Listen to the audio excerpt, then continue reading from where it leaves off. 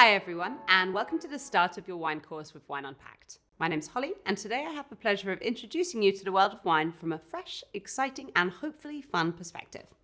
Do you love wine, but sometimes feel a little bit overwhelmed after that? Well, you're not alone. Sometimes opening a wine list can feel like an intimidating leap into the unknown. The main problem is that there's just an insane amount of wine out there, and they all taste different from one another. I still get confused by it, and I'm a professional sommelier. All this choice is the reason why some of us tend to stick with the wines we already recognize, just to help cut through the vast sea of options. That can work, but sometimes you might end up getting a dud, or it might be the wrong wine for the occasion, or what you're eating. On top of that, this approach means that you miss out on all the incredible new wines that you haven't tried before. All the choice and variety is great. It can just be a bit daunting to start with. The good news is that you don't need to memorize millions of bottle names by heart to start making wine more fun and less intimidating. A small amount of information and structure goes a long way.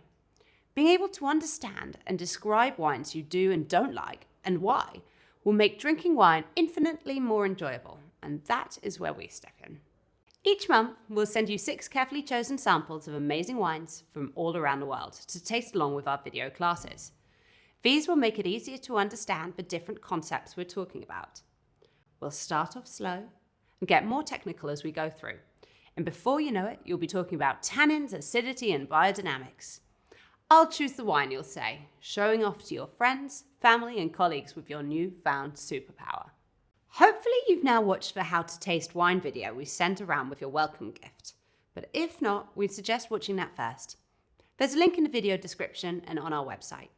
If you have watched it and can't quite remember everything, don't worry, we'll recap as we go. As a reminder, in terms of equipment, you'll pretty much just need a glass. If you have more than one glass, great, but no worries if not. You'll also be needing the wine that we sent you. So hopefully you've been keeping the white wine with the yellow labels in the fridge, and you've got the red wines here with red labels out of the fridge. If you forgot, just pop the white wines in the freezer for 10 to 15 minutes to chill them down before we get started.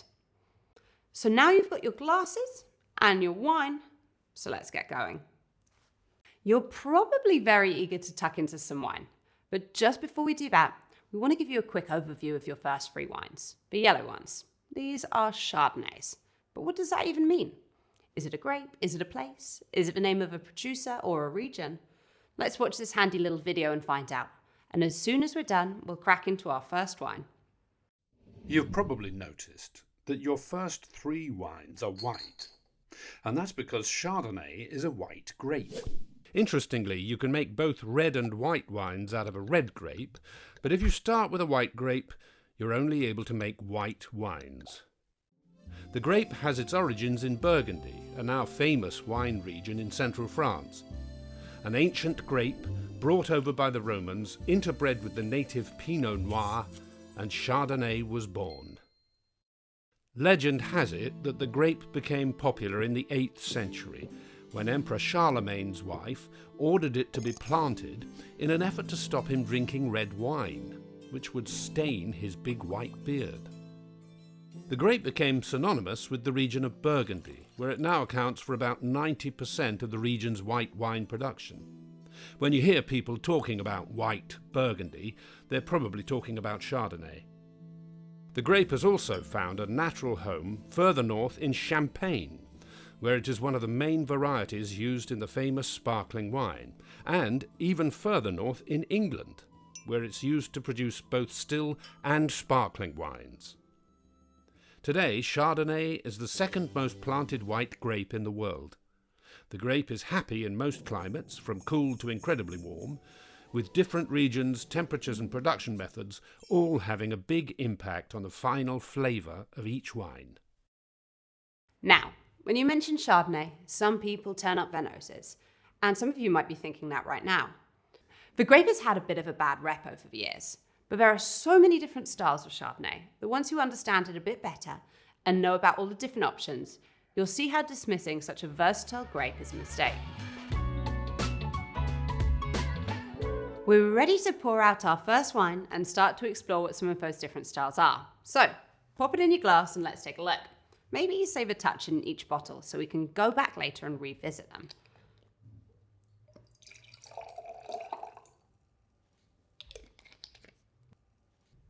Now, this is where these snazzy tasting cards come in.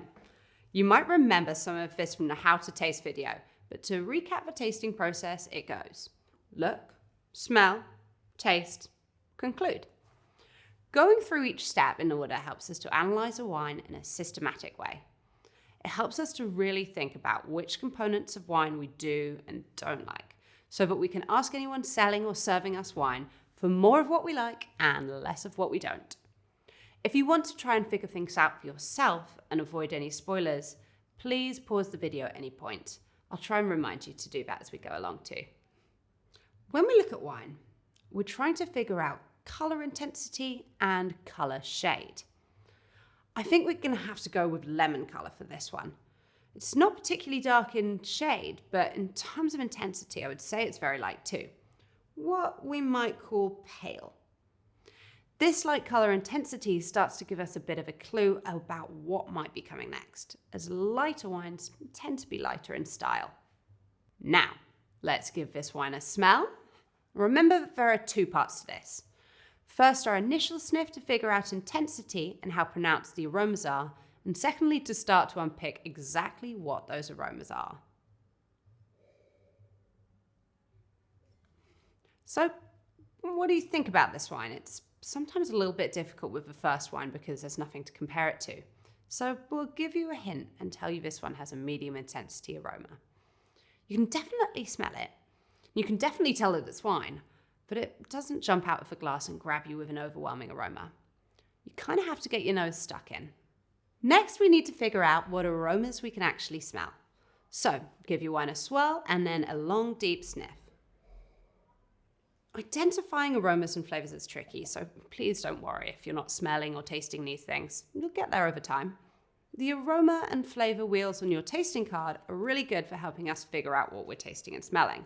While we're not so good at nailing smells and tastes off the bat, we're not too bad at getting it in the right ballpark. If you can narrow it down to an overall category, the ones on the inside wheel, this should help to hone it down to more specific flavors, the ones on the outer wheel. With this wine, let's focus on the first wheel. And the first place I'm going is the citrus category, as I'm getting some definite concentrated citrus vibes. And I'd say that it's more specifically lemon I'm getting from the ballpark. There's also a bit of crisp green apple I think I can detect. There's also something else going on that I'm going to describe as minerality. This is quite a weird one to pin down, but you'll hear wine people chatting about it quite a bit. Imagine whetstone or pencil shavings. This wine shouldn't be showing many of the aromas on the second and third wheels. We'll move on to those later. Now we're on to the bit you've probably been waiting for, and that's taste. We're going to take a sip of the wine, not too big, not too small, but enough to be able to swish it around your mouth like mouthwash and get to all your taste buds.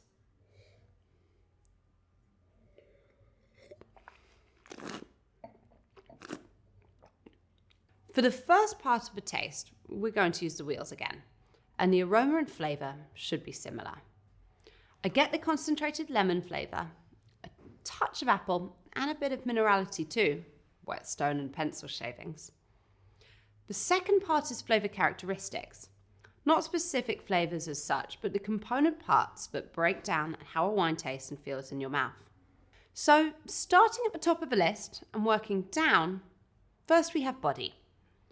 Where would you put this on the milk scale of skim to full fat that we talked about in the tasting video? Again, it's tricky with the first wine, but I'd say that we've probably got some skimmed or semi-skimmed wine here. Let's call it light-bodied. One of the reasons that this wine is light-bodied is that it's made in stainless steel vats. After grapes are squished, some get fermented in oak barrels, but not these ones. Oak can add a richness to a wine. So no oak means less richness. The use of stainless steel is actually pretty typical for this area, but we'll get into that in a minute. Next up we have tannins, which we don't worry about until we move on to the reds. Then we have sweetness, which we also don't need to worry about for today, as all of our wines are dry. That means they have very little sugar. Lastly, we come onto acidity.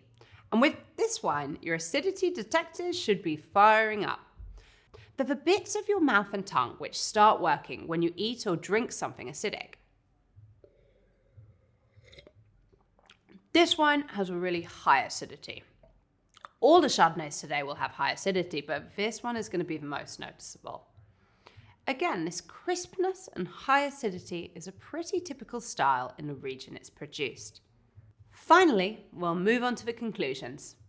Take another quick smell and taste, but try to save some back so we can compare once we've gone through the others.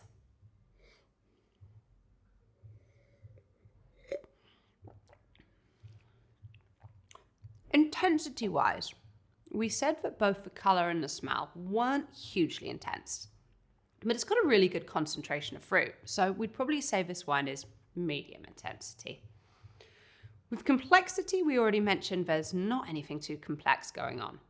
We stayed on the first wheel of aromas and flavours, so this would probably be medium complexity for me. Balance-wise, this wine is really acidic, which could sometimes throw the balance off a bit, but because of the high concentration of fruit, it's actually really nicely balanced. Finally, onto finish, and that's the length of time the wine lingers on when you're done drinking it. I think this one has a good finish, but it doesn't go on forever, so again, I think we'll probably have to say this wine has a medium finish. So, what is this wine we've been drinking? Well, it comes from a region called Chablis. They produce wines here in a very particular style. And this producer, Louis Michel and Fille, are big fans of making classic Chablis wines. Wine is heavily influenced by place, and different places can often specialize in specific grapes and styles. The French even have a word for this, terroir, which you might have heard about before and will be talking about today. There's not a direct English translation, but broadly speaking, it's all about the areas where grapes are grown and how that impacts how the wine tastes. The concept started, as with most things when it comes to booze, with monks, way back in medieval times. They realized how different plots of land grew different flavored grapes because of the different soil, the sunlight, the shade, the altitude. They marked out these different areas of land and referred to them as climats. We still hear this word sometimes, but over time these areas have generally morphed into Appellation d'Origine Contrôlée, or AOC for short, or just appellations even. Chances are you've seen one of these on a bottle before. These appellations, or specific areas, now actually exist all over the world. Some are teeny tiny, like La Romanée in Burgundy, which is about 90 metres by 90 metres. And some are absolutely enormous, like the Upper Mississippi Valley appellation in the USA, which is about twice the size of Wales. Some are just boundaries on a map, but others get way more specific and dictate what types of grapes you can grow, and even how many of them you're allowed to grow each year. In Burgundy, there are really strict rules, all to do with location, that govern what producers are allowed to label their wines.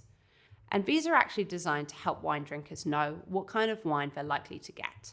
Chablis, where the first wine is from, is an appellation in the Burgundy region, despite being way out here on its own. The Chablis style of wine is often very similar to what you've got in your glass. And by putting Chablis on the bottle, drinkers know what they're likely to get. The climate in Chablis is cool, so the wine is likely to be acidic. Sunlight converts acidity in grapes to sugar, which in turn gets converted to alcohol. So, cooler climate means less sun, which means higher acidity and slightly lower alcohol levels. Stainless steel vats to ferment the wines also means that they're quite light-bodied. If I went to pick out a Chablis and it didn't have those characteristics, I'd be disappointed, which is why the winemakers in this region keep the wine in a certain style, just so you know what you're getting. Because of the style, this wine, served very cold on a hot day with some oysters or grilled sardines, would be a dream come true. The ultimate pairing for me is goat's cheese. The acidity really cuts through the richness of the cheese, but because it's quite light flavour-wise, it doesn't overpower it. Our next wine is also from the Burgundy region, and it's called a white Burgundy or Burgundy Blanc. You've probably heard of Burgundy before, and a white Burgundy or a Burgundy Blanc is always made from Chardonnay. And it's always made from grapes grown within the Bourgogne regional appellation. While a Burgundy Blanc is a Chardonnay wine from the Burgundy region, just like the Chablis, the name Burgundy Blanc points us to a different style of wine. The wine can be made from grapes grown all over the Bourgogne appellation, and winemakers try to produce them in a certain style. Again, so drinkers know what to expect. So let's pop some into our glasses and take a look at what the style is.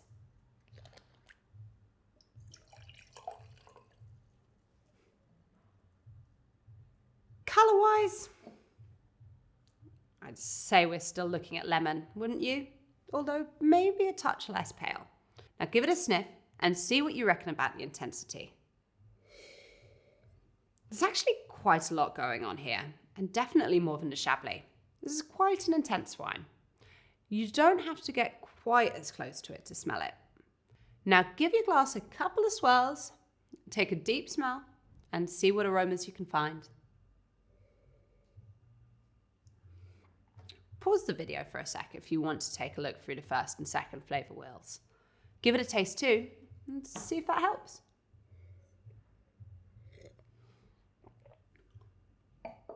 In terms of the first wheel, I'm getting some green fruit, some apples, perhaps some red apples at this point, and maybe a little bit of pear, maybe some stone fruit as well. There's far less citrus than the Chablis we just drank. Because most of the Bourgogne region is further south from Chablis, the weather's a bit warmer, and it's more of what we'd call a moderate climate. Moderate climate Chardonnays tend to have apple and pear flavours instead of citrus and mineral flavours of the cooler climates. The first wheel aromas and flavours are things you might expect to find in wine, flowers and fruits and so on. But now take a look at the second wheel. On the second wheel, you'll find more unusual aromas and flavours. They all come from some of the production techniques used when making wine. In this wine, you might notice some kind of soft dairy flavours like cream or butter coming through. These all come from a chemical reaction called malolactic fermentation, or MLF. This happens during wine production when one type of acid in the wine, usually malic acid, gets gobbled up by yeast and converted into a different type of acid, lactic acid. It's the same acid you get in milk, butter, and cheese. And that's why you might be smelling a touch of creaminess. You might start to notice some of the other wheel two flavours. Perhaps a little bit of toast, maybe some vanilla or smoke. Unlike in Chablis, where they mainly use stainless steel barrels, elsewhere in Burgundy, they often age their wines in oak barrels. These give the wine some subtle vanilla flavours, and a little bit of smokiness too. The flavour from the oak barrels actually changes the way a wine tastes. Having Bourgogne AOC on the label is one of the things that helps to suggest that we're likely to be getting some of these production methods and some of these flavours. Moving on from specific flavours, what do we think of the flavour characteristics of this wine? Again, we won't worry about tannins and sweetness for today. First up, the body. It's much fuller bodied than the Chablis. I'm going to go somewhere between medium and full, and that's partly thanks to the oak barrels used.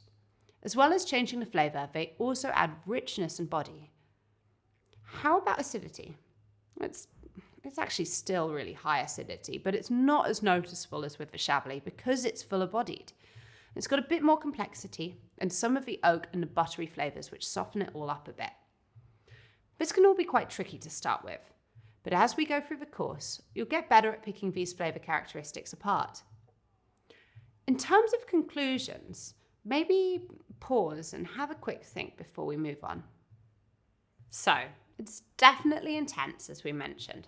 It's got a really concentrated flavour that's pretty hefty. How about complexity? Well, we've got the fruit flavour up front, but then some of that toast, butter, smoke and vanilla. I'd say it's pretty complex. There's definitely more than just fruit. It's a nicely balanced wine too. It's high acidity, but the other elements balance it out and make it smooth, round, and delicious. The finish is really long. It hangs around for a long time with a nice, lingering flavour. I'd say that's a pretty good finish. All in all, I'd say that we have a very good wine on our hands here. But what do you reckon? Do you like it more or less than the Chablis? That's the most important part of the conclusions. While there are always going to be differences in individual wines, Burgundy Blancs will tend to be made in a similar style to this. Moderate climate, nice apple and pear flavours, a little bit of vanilla and smoke from the oak, and often some creamy butteriness too. Burgundy AOC is actually the gateway into the complicated world of Burgundy appellations for both red and white wines. This wine's producer is Buisson Bateau, which is produced in the village of Meursault. It's a really fancy village and one of the best in the world for Chardonnay wines. We mentioned earlier that some appellations have strict rules on how much of each wine they're allowed to produce, and that's the case in the Meursault appellation. If the producers go over the limit, they can't use their fancy village name, and all of the excess wine that they have to make, they have to put on the level below, so Burgundy AOC instead. This wine is one of those occasions. It's technically made from excess grapes, but some of the finest in the world. This makes it a bit more expensive and slightly higher quality than your average Burgundy Blanc, but way cheaper than your average Meursault. If you're looking for a food pairing for this wine, maybe a big buttery roast chicken or perhaps some Comté cheese, which coincidentally comes from just down the road from where the wine's made. It's time to move on now, so if you haven't already, finish this wine off or pop it back in the bottle for later. We're going to move on from Burgundy now, and we're headed to warmer climes to find out what warmer weather can do to the flavour of Chardonnay. To do that, we're headed over to the USA, and more specifically, sunny California. American wines only really started to be taken seriously in the 70s. There was this blind tasting competition called the Judgment of Paris, organised by a British wine merchant, which took place in, you guessed it, Paris, in 1976. It pitted the best French wines against the American equivalents in a few different categories. The organisers and the judges thought the French wines would sweep the floor, and you can probably guess what's coming next. There was a major upset when the American wines won in every single category. This actually led to the guy who organised it being banned from French tastings for a year. The results weren't even reported by the French press until months later in an attempt to bury the controversy. Elsewhere in the wine world, however, the event opened people's minds up a little. If all these wine experts thought the American wines were better than the French ones, then maybe some American wines were good. And what about the other countries we'd written off? Maybe some of them were making good wines too. Basically, the event shook the wine world up, but you'll be able to make your own conclusions soon enough. Now back to California, and anyone who's been there will know that it's pretty warm. A few degrees warmer on average than back in Burgundy. We're going to a winery called Bogle Vineyards in Clarksburg, and while there are some cooling morning fogs that roll in from San Francisco Bay, it's still pretty darn warm here. We already know that as a region gets warmer, the grapes get more sun and are more likely to have more sugar and taste riper. So, why don't we pour out a glass of this and see what happens to the aroma and flavours when we turn the temperature up a notch. So, first off, colour-wise, I'd say we're pretty similar to the last. Still lemon, but maybe a little bit deeper, medium to deep. If you give it a sniff, you immediately get an intensity. Similar to the last one, but maybe even bigger. This time, pause the video for a minute, swirl your glass and have a bigger sniff. Then go through the first two wheels one by one and see if there's anything you can figure out.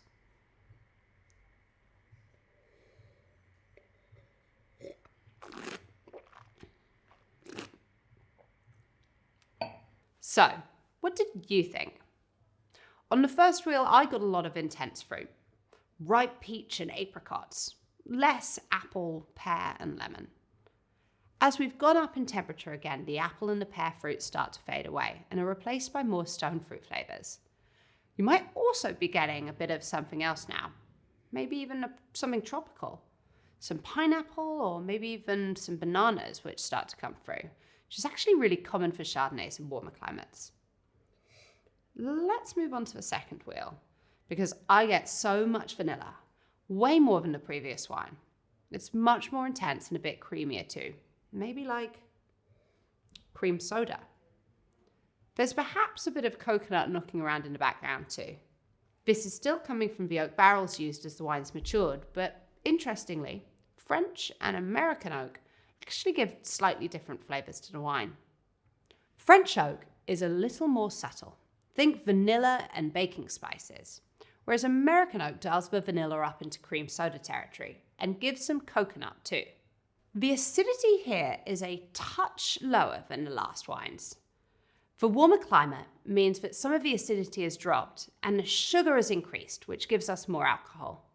While pretty much all of the sugar gets converted into alcohol, meaning it's still a dry wine, there's a full body and a heavy richness to the wine that we don't get with the others. It's also creeping up a bit in terms of the alcohol content, with this one being quite a bit stronger than the last two. So, what are our conclusions here? Pause the video and see if you can work through some of them by yourself. Intensity-wise, I think we'd be crazy to give this anything less than full marks. It's pretty in your face. It's got a little bit of complexity, but nothing too unusual going on, so perhaps we'd say medium here. The balance is perhaps a tiny bit off because there's so much ripe fruit and perhaps not quite enough acidity to balance it back out. Finish-wise, it performs pretty strongly too, and those rich tropical flavors linger for a while before fading away. Despite the balance being slightly off, this is still a really good wine, and for the money, it is a total bargain. You can pick up a bottle for about 16 quid. Because it's more intense, this opens up what you would want to pair with it a little bit more. Chicken would still be great, but also maybe pork or a really fatty fish like salmon. It would also work great with sticky, sweet, slow-cooked barbecue food. The bold, smoky coconut flavors pair really well, and who doesn't want to drink a wine that tastes like pineapples on a sunny day? So that's a whistle-stop tour of Chardonnay. The key thing to remember is that it's actually a very versatile grape. If you like the sharp, acidic mineral style like wine number 1, you might want to look for cool climate wines, so Chablis or Petit Chablis always have this kind of characteristics. If you prefer fuller-bodied wines with rich apple and stone fruit flavors, a bit of dairy and a bit of vanilla and spice from the oak, then your classic Burgundy Blanc or wines made in this style should do the trick. Then warmer climate Chardonnays like wine number 3 often show big tropical fruit flavors, getting stronger as you get warmer. You start to get a bit of this at the very southern tip of Burgundy in the Macon area, but if you want an even bigger hit, places like South America, Australia, and California are where you want to head. Lastly, if you want subtle oak, look for French. Or if you prefer a big hit of vanilla and cream soda, a heavily oaked Californian wine should normally have a lot of this. We're going to move on now, but if you have any white wine left, go through and compare them all again and see if you can pick up anything you missed the first time round. We're going to switch things up a bit now and move on from white wines to red wines. Now, obviously the wines are a different colour from each other, but why is that?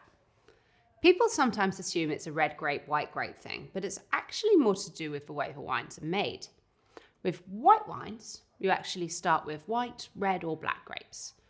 You squish the grapes, get out all of the juice, and then get rid of the skins and the pips. This juice, which will be light in colour, then gets fermented into alcohol, aged, filtered, and bottled. With red wines, you have to start with a red or black grape. You can't make red wine out of a white grape. The skins here are left in during fermentation, and over time, the colour from the skins turns the clear liquid darker and darker. So what is the red wine in this bottle? Well, the grape is called Pinot Noir, and it's actually one of the oldest grape varieties in the world. And it's a super fussy, very particular grape. People even call it the heartbreak grape, as it breaks growers' hearts while they try desperately to please it. We'll explain why now while you pour out your first wine.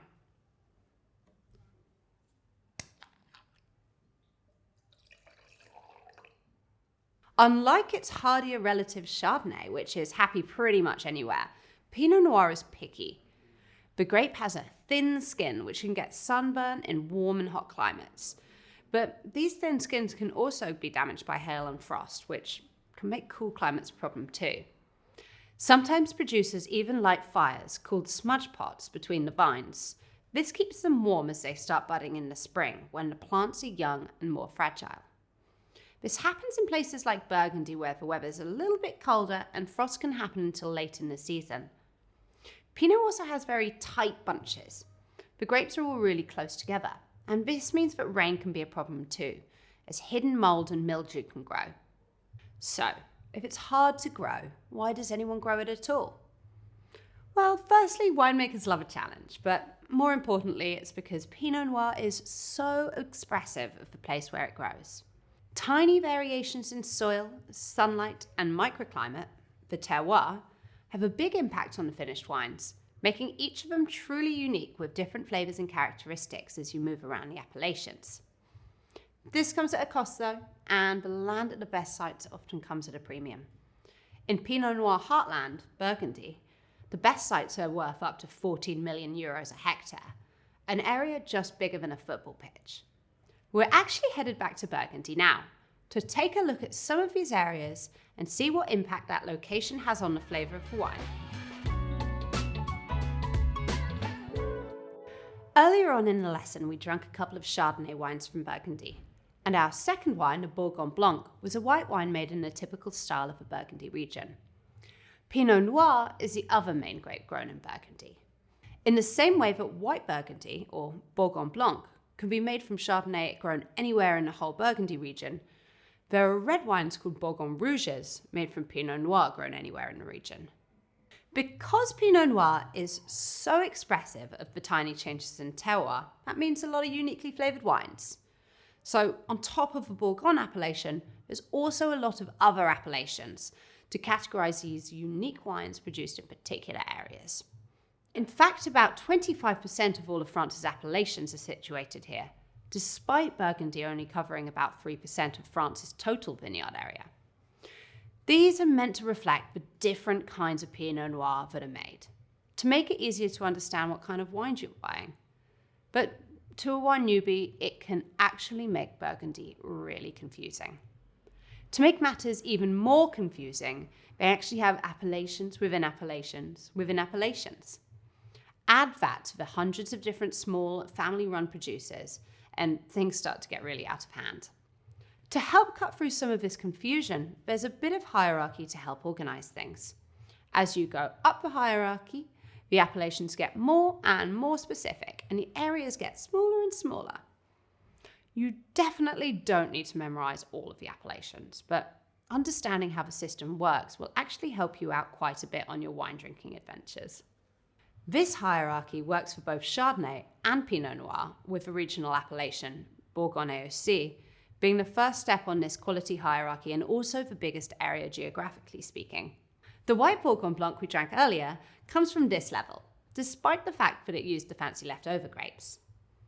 Our next wine isn't a regional wine though.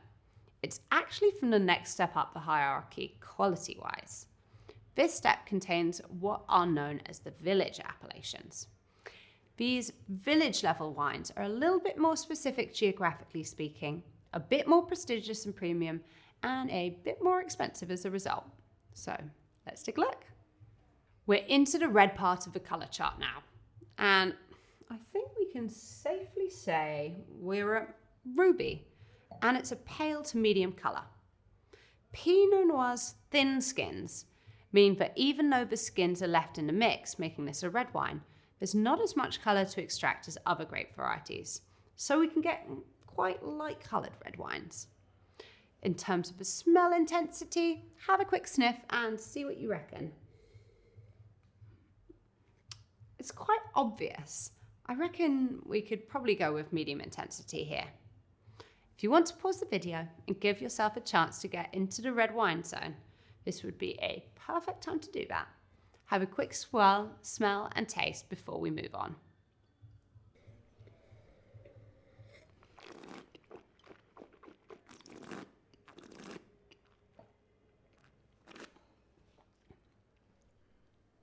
So, in terms of what you can smell and taste, have you picked anything out yet?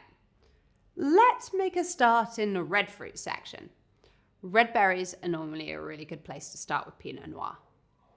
I don't know about you, but I get some cherry, maybe a little bit of strawberry, and maybe even some cranberry coming through as well. I get something almost floral coming through here as well. Perhaps violet? Think Parma violets. Perhaps if we jump over into the black fruit section, you can maybe even pick out some blackcurrant as well. Darker fruits like blackcurrant are actually a little bit unusual with cooler climate Pinot Noirs. However, I find that wines from this particular village, Marsanne, often tend to have them. Location-based anomalies like this are part of what makes Pinot Noir such an interesting grape. They're also one of the reasons for Burgundy's confusing appellations. In this wine, I'm getting a little bit of smoke and some subtle spiciness. This comes from the oak barrels, similar to the two whites we drank earlier when we learned about the difference between French and American oak. While those wines were made in new oak barrels, this oak barrel was older, so while we still get some of those flavors, it's in a less obvious or intense way. Think of barrels like tea bags. The first time you use them, you get lots of flavor, but when you reuse it each time, it tastes less and less like tea. More on that in a minute. Now onto structural characteristics. What do you think? Body-wise, Pinot Noir is quite a light grape, so we don't really tend to get full-bodied wines. And because the climate in Burgundy is still relatively cool, there's less sugar, meaning less alcohol, which also means a lighter body. I think we'd probably say that this wine is light to medium bodied. Next up is tannin. Let's pause on this one here for a sec because this is the first time you've come across them and you might be wondering what the hell tannins are. Tannins are a chemical compound found in wines and they come from the skins, stems and pips of grapes. Some people love them, others can't stand them. They're more obvious in red wines because when we make red wines, the skins and the pips stay in the mix, which means more of these tannins get into the finished bottle. If you've ever drunk a cup of black tea, which is very high in tannins, when you drink it, you'll feel a kind of drying sensation in your mouth. This is the tannin. You'll feel them kind of get stuck behind your teeth and around your mouth and make your tongue feel a bit dry. What's happening here is that the tannins in the tea, or in our case wine, are literally binding to the protein molecules in your mouth. It's kind of drying up your saliva. In this wine, there isn't a lot of tannin, but there is some, and hopefully you can feel those as you're swooshing it around your mouth. Even though the skins are left in the mix during fermentation, because of Pinot Noir's thin skins, there's less tannin to work its way into the wine. We'd probably say that this one's somewhere between medium and low. Acidity-wise, Pinot Noir is a pretty acidic grape, and this is definitely an acidic wine. We'd probably go for high acidity here. Again, this is the cooler climate, so less sunlight, therefore more acidity. Some of the scents and flavors that we're picking out, like cranberry, blackcurrant, and cherry, all really lend themselves to this acidity too. Your acidity detectors should be kicking off. Skipping on to conclusions, I'd say that it's a fairly intense wine. It jumps out of the glass without having to dive in, and the aromas and flavors are all quite defined. Complexity-wise, there were a lot of flavors for us to work with on the wheel. We had quite a lot of red fruit, a bit of black fruit, some floral elements, and the smoky spiciness too. So I'd say it scores well here too, wouldn't you? This wine is really nicely balanced, I think. And the acidity paired with the smooth tannins and the lovely complex flavors just make it really pleasant to drink. It's got a really great long finish too. That lingers around for a while after you drunk it. I reckon it's fantastic wine, but what do you think? We mentioned that this wine is from a village level appellation, and quality-wise, it's our second step on the ladder. Geographically, Village level wines in Burgundy are all produced in and around specific villages in the region. They still sit within the wider Burgundy region, so producers could call their wines Bourgogne aussi if they wanted, but village appellations are much more prestigious, so producers opt for them where they can. As with all the appellations, the rules on the boundaries are quite strict, and there are other strict rules too, such as how many bottles each producer is allowed to make. If a producer reaches their quota for village wines, they'll jump down to the next category for the rest of the wine they make. To give you an idea of how big the village appellations are, take a look at the map and see how it's broken down into villages. There are 44 village appellations in the region, but they don't cover the entire region of Burgundy. They're all selected because they're the best sites for grape growing, which means some areas aren't considered good enough to make it into this more prestigious category. Marsanne was actually added to the village category relatively recently as far as these things go, in 1987. Their wines are quite light, and they can actually still be pretty good value for red Burgundy. This village wine would probably set you back about £25 in a shop, or £50 in a restaurant. And if you're looking for something to pair it with, the ideal would be duck or game with a fruit-heavy sauce to go with all those delicious berry flavours. The next step up from the village category as far as quality is concerned is Premier Cru. Premier Cru is a term you might have seen on wine lists before, and other than thinking that it sounds a bit posh, not knowing what it really means. It translates literally as first growth, and it's a term used to describe the areas that grow top-notch grapes. In terms of geography, in Burgundy at least, these areas all fall within the village boundaries, and technically speaking, they're actually sub-appellations of the villages.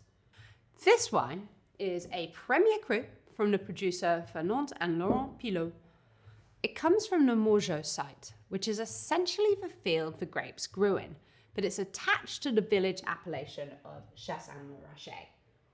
Producers could still use the village name alone if they wanted, or even Bourgogne aussi. But if you've got a first-rate vineyard, you probably want to stick to Premier Cru on your bottle and increase the price accordingly. While there are a handful of the bigger regional appellations and 44 village appellations, there are over 600 individual Premier Cru areas.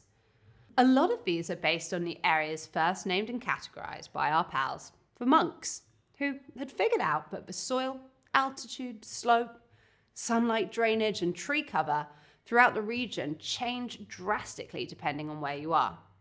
This is when you start to realize why a grape as fussy as our friend Pinot Noir is going to be happier in some places than others, meaning big differences from site to site and wine to wine.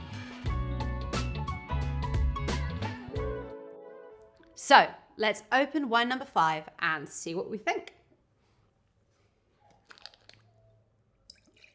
I don't know about you, but I think this is definitely looking a little bit darker, maybe a more intense shade of red. But if you hold the wine over a sheet of white paper, like so, you'll probably agree that it's still ruby in colour. Now, give it a sniff and see what you reckon on the intensity.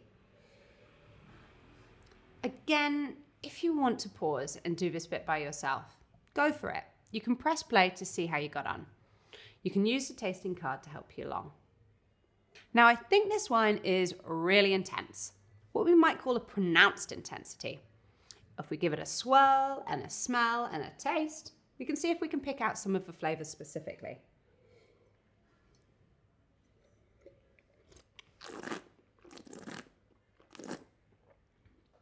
We're still in red fruit territory. The fruit flavor is a lot more concentrated too, contributing to that pronounced intensity. I'm picking out a lot of red cherries and some red currant, which you won't find on your tasting wheel. The tasting wheel should be used as a guide, but sometimes something isn't on there. It doesn't mean you're not smelling it. Can you smell anything else, perhaps off the second wheel? I'm definitely picking up some of the aromas that come from the winemaking process. So let's have a look at what those are. The first Pinot we drank was made in an old oak barrel, whereas this one and the second and third Chardonnays are all made with new oak. When we say new oak, we literally mean But once that year's wine has been made, that barrel isn't new oak anymore. You would need to cut down another tree and make another barrel if you want new oak. An oak tree takes about 80 years to grow. And then there's all the time and work that goes into making the barrel itself. Cutting all the staves, aging them, crafting them into and finally toasting the barrels. It's a lot of work, and it means that for an average quality French oak barrel, you'll be looking at about €1,500. Each of these barrels can hold about 300 bottles of wine. So if you wanted to use 100% new oak barrels each time, you'd be adding on about £5 to every single bottle, just from the cost of the barrel. Because this is a Premier Cru wine, and it's more prestigious and fetches a higher price, the producers can use more oak in the winemaking process and still recoup some of the expense, although it still won't be 100% new oak. Now we've talked about oak, are you starting to notice some smoky, spicy flavors coming through? Perhaps some vanilla, maybe some sweet baking spices, maybe some clove? I also get a little bit of toast from this wine, which is somewhere between a yeasty flavor and something that comes from the toasting process when they make the barrels. This wine isn't aged, so we're not going to move on to the third wheel and the tertiary aromas and flavors that come with that, although using oak can help to improve the wine's ageability. If you wanted to age this wine, you definitely could hang on to it for 8 years or more. But with Burgundy wines, even the good ones, you can still drink them pretty young. Now we've talked about specific flavors, let's jump onto structure. In terms of body, we'd still actually say that this was medium, because even though it's fuller bodied than the first one, it would seem much lighter in comparison to a fuller bodied wine like Bordeaux's. Pinot Noir just generally makes quite light bodied wines. The tannins are much more present in this wine than the first one. Because of the higher tannins, this wine is better suited to being drunk with food rather than solo.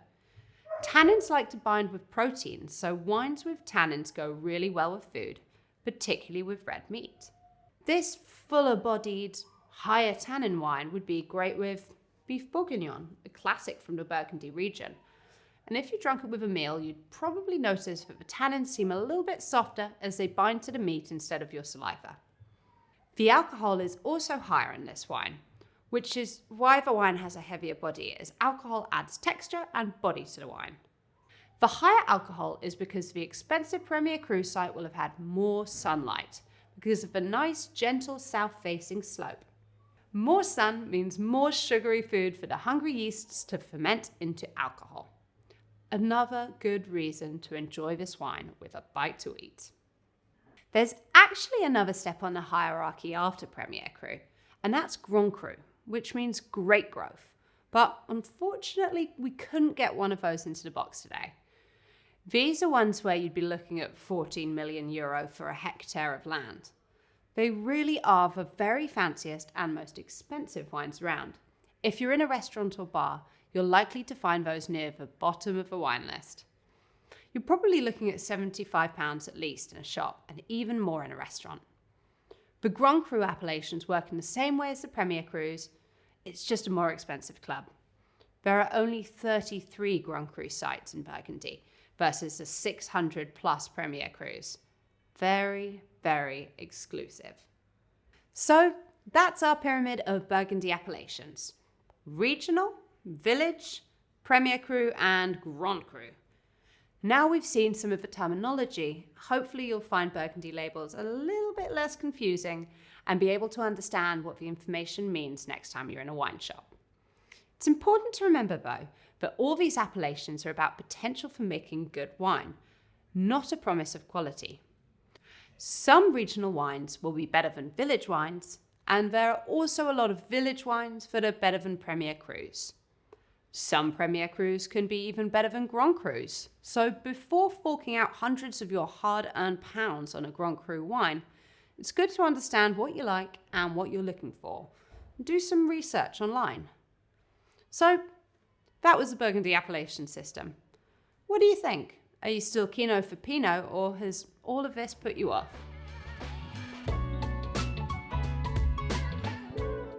We're going to leave Burgundy again and its complex appellation system and head back to the USA, this time to Oregon in the Northwest. The main wine growing region in Oregon is called the Willamette Valley, and it runs in a long narrow strip north to south, not unlike Burgundy. It's about 150 miles long, again, similar to Burgundy, and there are lots of small family-run vineyards as well. This all sounds very familiar. It's a region that styles itself in its winemaking on Burgundy. Don't worry though, Oregon's Willamette Valley is a lot less medieval and a lot easier to get your head around. While Burgundy has hundreds of different appellations and areas, the Willamette Valley only has 11 so far. They all make Burgundian styles of wines though, so expect anything you drink from here to taste quite similar to what we've been drinking so far today. This next wine is from the Dundee Hills, which is one of the Willamette Valley's AVAs. The AVA is the American equivalent of an appellation. It stands for American Viticultural Area. The Dundee Hills are at the top of Willamette Valley, just outside the city of Portland, and our producer, Jay Christopher, is particularly proud to cite Burgundy as an influence. So let's pour it out and take a look.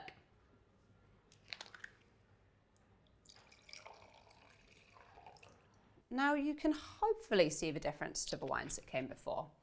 While we're pretty light in the colour again, we're moving away from the ruby colour and into what we call garnet in wine speak. As red wine ages, it changes colour. It goes more and more tawny brown as it gets older, and it gets lighter as well. White wine changes colour too as it ages, but it goes darker and more brown in colour. In fact, because of this, if you had a really, really old white next to a really, really old red, and we're talking 30 to 40 years here, you might struggle to tell the difference between the two. Now, this wine isn't 30 years old, but it has a decent amount of age on it. The grapes were picked about 8 years ago, so when you hold it over some white paper, you'll start to see that brick red colour at the edges. Next, let's give it a sniff. I think intensity-wise, it's still definitely there, but swirl it out and see what you can pick out.